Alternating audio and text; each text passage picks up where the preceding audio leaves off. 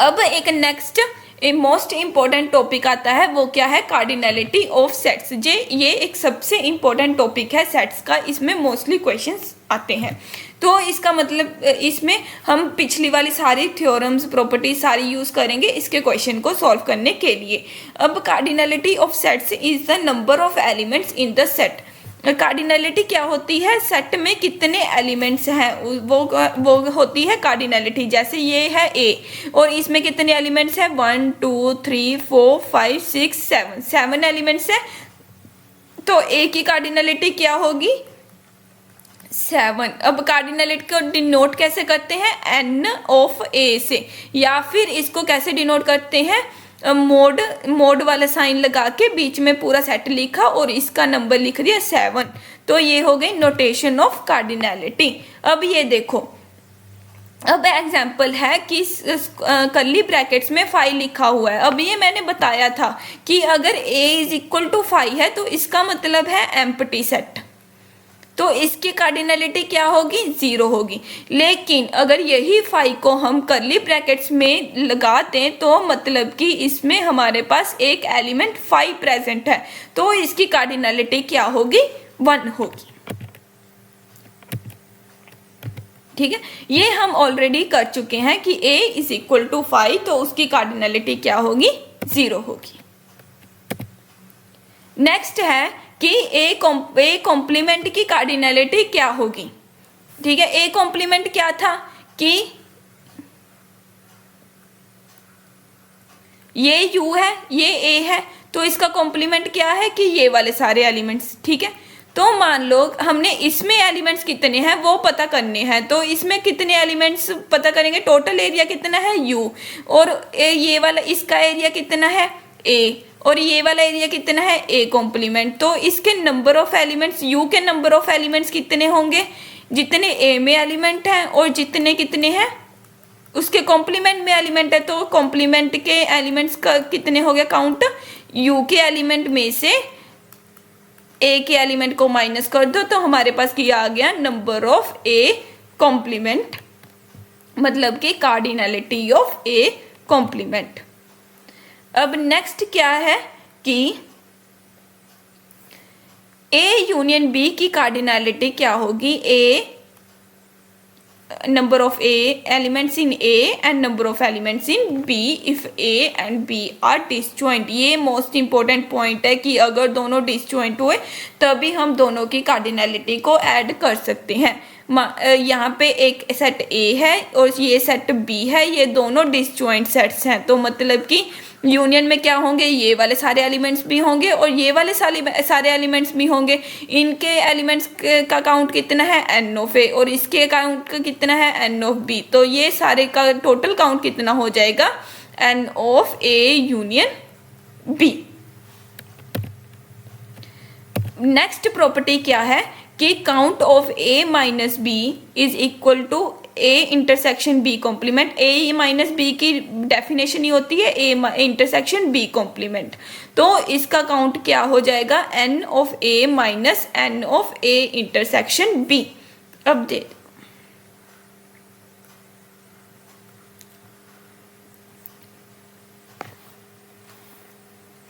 a minus b का area कौन सा होता है, ये वाला एरिया।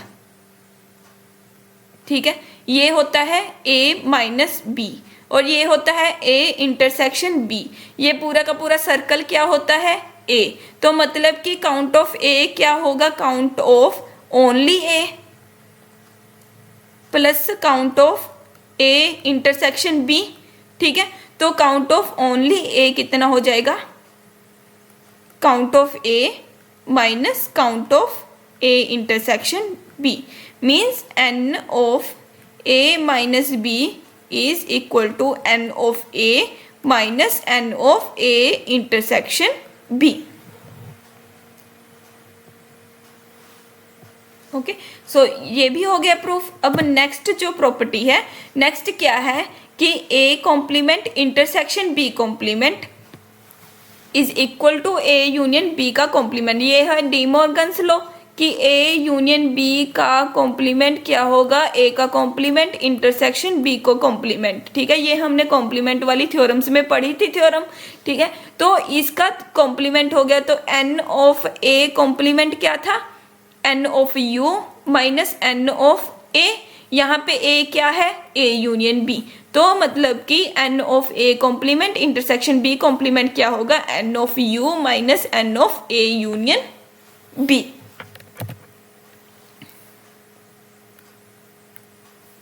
अब नेक्स्ट जो थ्योरम है, नेक्स्ट क्या है कि यहाँ पे सिर्फ इंटरसेक्शन की जगह पे हमने क्या लिख दिया, यूनियन। अब इसकी वैल्यू क्या होगी, ए इंटरसेक्शन बी का कॉम्प्लीमेंट। अब इसकी वैल्यू क्या होगी, n of U minus N of A intersection B. Simple. अब हमारी नेक्स्ट जो प्रॉपर्टी है वो क्या है कि ए यूनियन बी की कार्डिनैलिटी क्या होगी, n of A plus n of B minus N of A intersection B. इसको प्रूव करने के लिए भी हम क्या करते हैं, वेन डायग्राम। अब ये देखो, जो हमने पीछे वाली प्रॉपर्टी पढ़ी थी उसमें क्या गिवन था कि ए और बी जो थे वो डिसजॉइंट सेट्स थे, लेकिन इसमें ऐसा केस नहीं है। इसमें कोई भी केस हो सकता है, मतलब उसके इंटरसेक्शन में एलिमेंट्स हो भी सकते हैं और नहीं भी हो सकते। तो उसको प्रूव करने के लिए हम क्या करते हैं कि वैसे ही ग्रीन पिंक एरिया बना दिए हमने। ठीक है, तो इसमें देखो कि हमारे पास जो है वो n of A union B क्या आएगा, n of A union B क्या आएगा कि जो पिंक एरिया में एलिमेंट्स हैं, पिंक में एलिमेंट्स हैं, प्लस जो ब्राउन एरिया में एलिमेंट्स हैं, प्लस जो ग्रीन एरिया में एलिमेंट्स हैं, वो सारे क्या होंगे, ए यूनियन बी में एलिमेंट्स होंगे। अब पिंक एरिया के एलिमेंट्स क्या होते हैं, पिंक एरिया का एलिमेंट मतलब क्या होते हैं, number of A minus B. तो इसमें क्या लिखेंगे, n of A minus B plus n of B minus A plus n of A intersection B. अब हमने लास्ट में पढ़ा था कि n of A minus B क्या होगा, N of A minus N of A intersection B.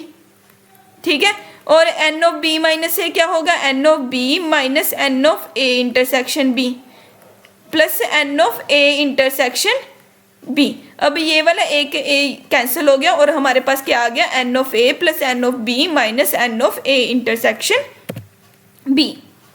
अब next जो है इसी प्रॉपर्टी को हमने इलेबोरेट किया 3 सेट्स के लिए। तो 3 सेट्स के लिए हम क्या करेंगे, सबसे पहले उन सेट्स का मतलब एक एक सेट के नंबर ऑफ एलिमेंट्स, फिर 2 सेट की इंटरसेक्शन के एलिमेंट्स को माइनस कर देंगे, minus N of A minus B A intersection B minus N of A intersection C minus N of B intersection C plus 3 sets की इंटरसेक्शन को फिर ऐड कर देंगे। मतलब कि पहले एक एक सेट को प्लस किया, फिर 2 को माइनस किया, फिर 3 को क्या किया, ऐड किया। अगर हम इसको जनरल वे में देखेंगे तो जनरल वे में क्या लिखेंगे, पहले एक एक सेट को ऐड कर दिया, फिर 2 सेट्स की इंटरसेक्शन को माइनस कर दिया, फिर 3 सेट्स की इंटरसेक्शन को ऐड कर दिया और फिर 4 सेट्स की इंटरसेक्शन को माइनस कर दिया एंड सो ऑन, जब तक हमारे पास काम ये खत्म नहीं होता। अब नेक्स्ट जो प्रॉपर्टी नेक्स्ट क्या है कि हमारे पास क्वेश्चन है, मान लो कि अगर ए और बी 2 सेट्स हैं जिसमें कि 5 और 8 एलिमेंट हैं, मतलब कि एन ऑफ ए क्या है 5 एंड एन ऑफ बी क्या है 8। तो हमने मैक्सिमम और minimum number of elements in A intersection B and A union B को निकालना है कि उसमें मैक्सिमम और मिनिमम एलिमेंट्स क्या होंगे। तो मैक्सिमम एलिमेंट के लिए क्या करेंगे, सबसे पहले हम मिनिमम एलिमेंट देखते हैं कि मिनिमम एलिमेंट क्या होंगे।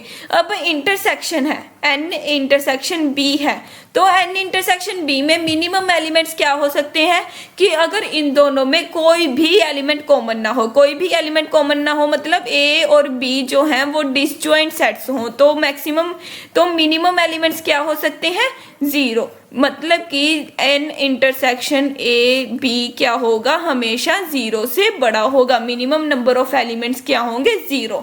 अब हमने अगर इंटरसेक्शन में मैक्सिमम नंबर ऑफ एलिमेंट्स देखने हैं तो मैक्सिमम कैसे देखेंगे कि अगर मान लो क्या ये पॉसिबिलिटी है कि B is a subset of A, is that a possibility? No. क्यों? क्योंकि बी में क्या है 8 एलिमेंट्स हैं और ए में क्या है 5 एलिमेंट्स हैं। बी में 3 एलिमेंट्स ए से फालतू हैं, तो बी ए का सबसेट नहीं हो सकता। अब क्या ए बी का सबसेट हो सकता है? Yes, A this is possibility, क्योंकि इसमें 5 एलिमेंट्स, अगर यही 5 एलिमेंट्स इसमें प्रेजेंट हुए तो ए इज सबसेट ऑफ बी। तो इसकी इंटरसेक्शन क्या आएगी? ए के बराबर ही आएगी, मतलब कि इसमें नंबर ऑफ एलिमेंट्स क्या आएंगे? 5 ही आएंगे। तो मैक्सिमम नंबर ऑफ एलिमेंट्स क्या हो सकते हैं इंटरसेक्शन में? 5 एलिमेंट्स हो सकते हैं। तो मिनिमम क्या हो गए? 0 और मैक्सिमम क्या हो गए? 5 हो गए। ऐसे ही अगर हम यूनियन के देखें, n of A union B, अब यहाँ पे था कि केस हमारे पास ए इंटरसेक्शन बी खाली हो गया था, लेकिन यहाँ पे यूनियन खाली हो सकती है? नहीं हो सकती। क्यों? क्योंकि यूनियन में ए के एलिमेंट्स भी आएंगे और बी के एलिमेंट्स भी आएंगे, तो दोनों के एलिमेंट्स आएंगे, लेकिन यूनियन जो है वो उसके में मिनिमम एलिमेंट्स कब आएंगे? कि अगर ए जो होगा वो सबसेट ऑफ बी होगा, मतलब कि ए के सारे एलिमेंट्स ऑलरेडी इसमें प्रेजेंट है, तो सिर्फ हमें बी की वैल्यू लिखनी पड़ेगी। तो इसमें यूनियन में मिनिमम जो केस होगा वो क्या होगा? 8 क्या हो जाएगा? मिनिमम वाला केस हो जाएगा। अब अगर हमने मैक्सिमम वाला केस देखना है तो मैक्सिमम में क्या होगा कि अगर ये दोनों बिल्कुल ही डिसजॉइंट हैं, ए अलग पड़ा है और बी अलग पड़ा है, तो हमें इसके भी एलिमेंट लिखने पड़ेंगे और इसके भी एलिमेंट लिखने पड़ेंगे, मतलब कि इसमें मैक्सिमम एलिमेंट्स क्या हो सकते हैं? 5 + 18 = 13। 13 एलिमेंट्स जो हो सकते हैं वो मैक्सिमम नंबर ऑफ एलिमेंट्स हो सकते हैं। अब हम करते हैं कार्डिनैलिटी पर ही हमारा नया क्वेश्चन। उस क्वेश्चन में क्या गिवन है? सबसे पहले गिवन है कि in a group of 500 people 285 people play cricket, 195 play hockey, 115 play basketball, 45 play cricket and hockey, 70 play hockey and basketball, 50 play cricket and basketball and 50 do not play any game. तो हमने find क्या करना है? How much play each game, कि सारे के सारे कितनी मतलब कि वो कितने लोग हैं जो सारी गेम्स खेलते हैं। सारी गेम्स का मतलब क्या है? कि वो क्रिकेट भी खेलते हैं, हॉकी भी खेलते हैं और बास्केटबॉल भी खेलते हैं। तीनों की तीनों गेम्स जो खेलते हैं वो कितने लोग हैं। और नेक्स्ट जो है, नेक्स्ट क्या फाइंड करना है? How much play exactly 1 game. Exactly 1 का मतलब क्या है? वो जो सिर्फ क्रिकेट खेलते हैं या सिर्फ हॉकी खेलते हैं और या सिर्फ बास्केटबॉल खेलते हैं। अब देखो, ये हमारे पास हमने एक वेन डायग्राम बनाई है। वेन डायग्राम में सबसे बड़ा सेट क्या लिया है? यूनिवर्सल सेट, जिसमें आएंगे टोटल नंबर ऑफ पीपल। अब ये वाला जो सर्कल है ये रिप्रेजेंट करता है क्रिकेट खेलने वालों को, फिर हॉकी खेलने वालों को और फिर बास्केटबॉल खेलने वालों को। अब हम देखते हैं कि इनकी वैल्यूज कितनी कितनी आएंगी। तो सबसे पहले हमारे पास क्या है कि in a group of 500 people, मतलब कि टोटल नंबर ऑफ पीपल कितने हैं? 500। देन सो हमारे पास क्या आएगा? एन ऑफ यू कितना आएगा? 500, मतलब कि नंबर ऑफ यूनिवर्सल ग्रुप्स कितने आएंगे? 500 आएंगे। अब नेक्स्ट क्या है हमारे पास कि 285 पीपल प्ले क्रिकेट। क्रिकेट खेलने वालों के में कितने पीपल हैं? 285 पीपल हैं। तो अगर मैं सी सेट लूं, सी को क्या ले लेते हैं? क्रिकेट, सी क्या ले लेते हैं? क्रिकेट प्लेयर्स ले लेते हैं। तो सी तो एन ऑफ सी की वैल्यू कितनी आ जाएगी? 285। तो एन ऑफ सी की वैल्यू कितनी आ गई? 285। अब क्या है कि हॉकी प्लेयर्स कितने हैं? 195। अगर एच ले ले हम हॉकी प्लेयर्स को, तो हमारे पास एन ऑफ एच की वैल्यू क्या आ जाएगी? 195। सिमिलरली बी को ले लेते हैं हम बास्केटबॉल प्लेयर्स, बास्केटबॉल ले लेते हैं, ठीक है। तो उसमें हमारे पास एन ऑफ बी की वैल्यू क्या आ जाएगी? 115। ओके। अब देखो, अब हमारे पास क्या है? नेक्स्ट पॉइंट क्या है कि 45 people play cricket and hockey, मतलब कि वो क्रिकेट भी खेलते हैं और हॉकी भी खेलते हैं। They are playing both games. So हमारे पास क्या आएगा? ये वाला सेट क्या आएगा? क्रिकेट एंड हॉकी, मतलब सी एंड का मतलब क्या होता है? Intersection hockey. सो हमारे पास क्या आएगा? सी इंटरसेक्शन एच का जो काउंट है वो कितना आएगा?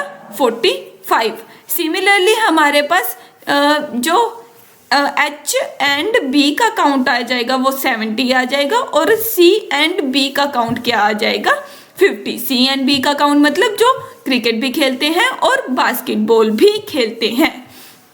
अब नेक्स्ट है हमारे पास कि 50 do not play any game. Do not play any game का मतलब क्या है कि वो क्रिकेट भी नहीं खेलते, मतलब कि वो क्रिकेट नहीं खेलते। क्रिकेट नहीं खेलने का मतलब क्या है, नोट सी। नोट सी को कैसे लिखते हैं हम, सी डैश, मतलब कि सी का कॉम्प्लीमेंट। ऐसे ही वो and they are not playing basketball, मतलब कि B dash and H dash means वो हॉकी भी नहीं खेलते। अब एंड है सब में, तो हमारे पास क्या आएगी, इंटरसेक्शन। तो अब हमारे पास वैल्यू क्या बन जाएगी इससे, C dash intersection H dash intersection B dash is equal to 50। अब हम इसको यूज करके इसको क्या लिख सकते हैं हम, N of C union H union B का whole dash is equal to 50। क्यों, क्योंकि हमारे पास फॉर्मूला था A intersection B whole complement is equal to A dash union B dash, ठीक है। या फिर हम क्या कह सकते हैं, ए यूनियन बी होल का complement is equal to A complement intersection B complement. इसमें हम अगर 3 सेट्स ले ले तो क्या बन जाएगा, A union B union C whole का कॉम्प्लीमेंट क्या बन जाएगा, A complement intersection B complement intersection C complement. तो हमारे पास क्या रिजल्ट आया कि n of C union H union B whole का कॉम्प्लीमेंट इज इक्वल टू 50। अब नेक्स्ट जो प्रॉपर्टी थी वो क्या थी हमारे पास, एन ऑफ ए कॉम्प्लीमेंट किसके बराबर होगा, N of U minus N of A. यहाँ पे ए की जगह क्या है, C union H union B. तो हमारे पास N of C union H union B की वैल्यू क्या आ जाएगी, इसको इधर ले लिया और इसको क्या ले लिया, इधर ले लिया, मतलब कि एन ऑफ ए की वैल्यू क्या आ जाएगी, n of U minus N of A complement. तो C union H union B की वैल्यू क्या आ जाएगी, n of U minus N of C union H union B का कॉम्प्लीमेंट। इसकी वैल्यू क्या आ जाएगी, 500 माइनस 50।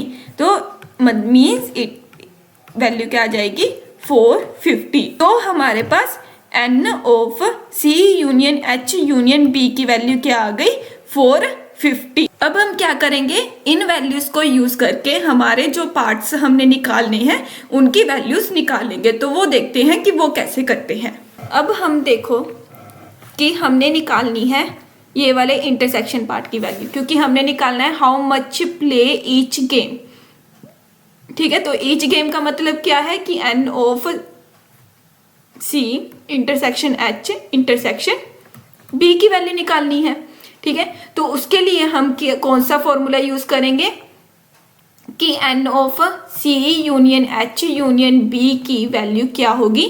सबसे पहले इन अलग अलग का सेट्स की कार्डिनलिटी माइनस दो सेट्स की इंटरसेक्शन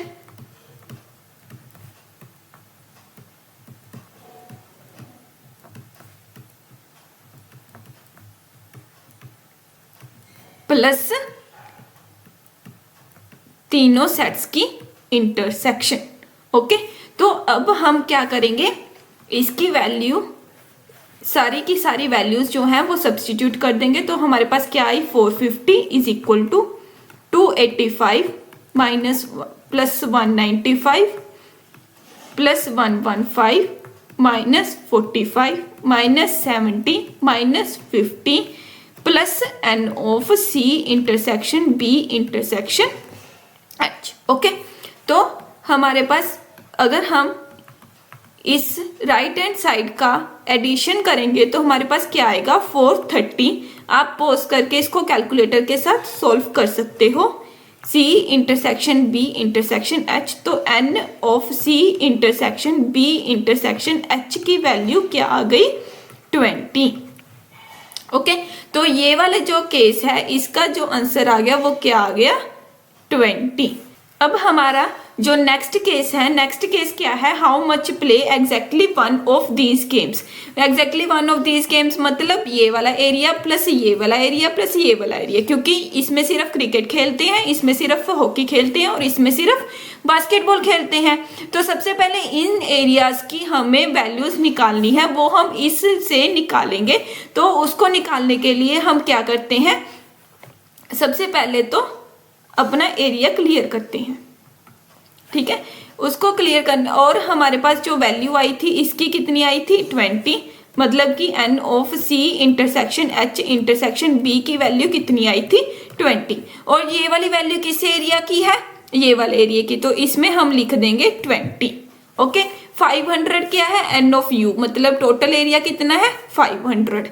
ओके, अब एन ऑफ सी कितना है 285, मतलब ये वाला जो सर्कल वाला एरिया है ये कितना है 285, ये कितना है 195 और ये वाला कितना है 115।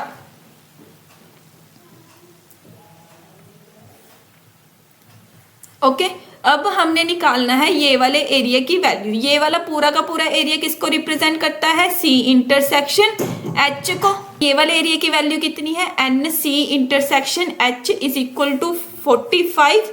तो ये पूरे एरिया की वैल्यू कितनी है 45। अब हम करेंगे ये वाला एरिया की वैल्यू कैलकुलेट। तो इसकी वैल्यू कैलकुलेट करने के लिए हम क्या करेंगे, पूरे एरिया को 20 से माइनस कर देंगे, मतलब कि जो ये वाली वैल्यू आ जाएगी, ये एरिया की वैल्यू आ जाएगी, इसकी वैल्यू क्या आ जाएगी 45 माइनस 20, मतलब कि क्या आ जाएगी 25।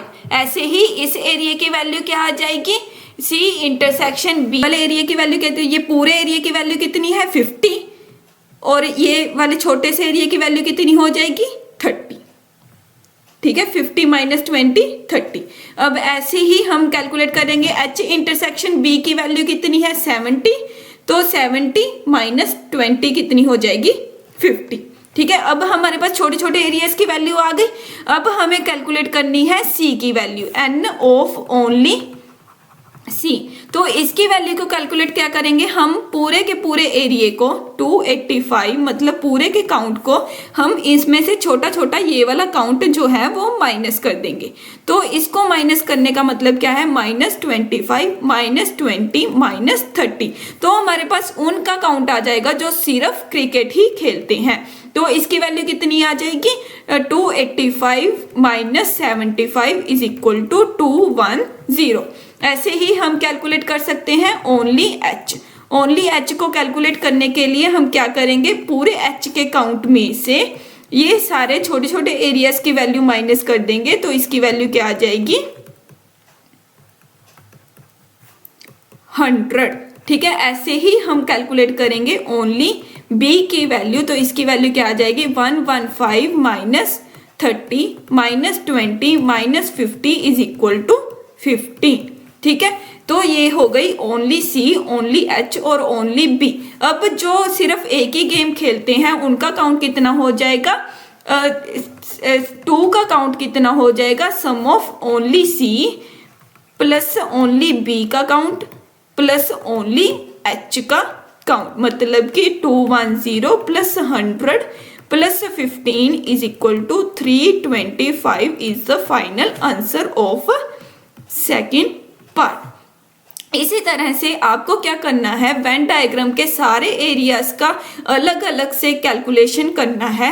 जैसे इसका 210 आया था, इसका 100 आया था और इसका 15 आया था। तो आपको जो भी क्वेश्चन पूछा हो वो वाला क्वेश्चन आप कर सकते हो। जैसे कि अगर आपको पूछा हो हाउ मच प्ले एग्जैक्टली 2, अगर यहाँ पे 2 पूछा होता तो आप क्या करते, सिर्फ ये वाले एरिया का सम, क्योंकि यहाँ पे सिर्फ क्रिकेट खेलते हैं और हॉकी खेलते हैं, ये वाले एरिया का सम प्लस ये वाले एरिया का सम। तो एग्जैक्टली 2 का क्या आ जाता 25 plus 30 plus 50 is equal to 105।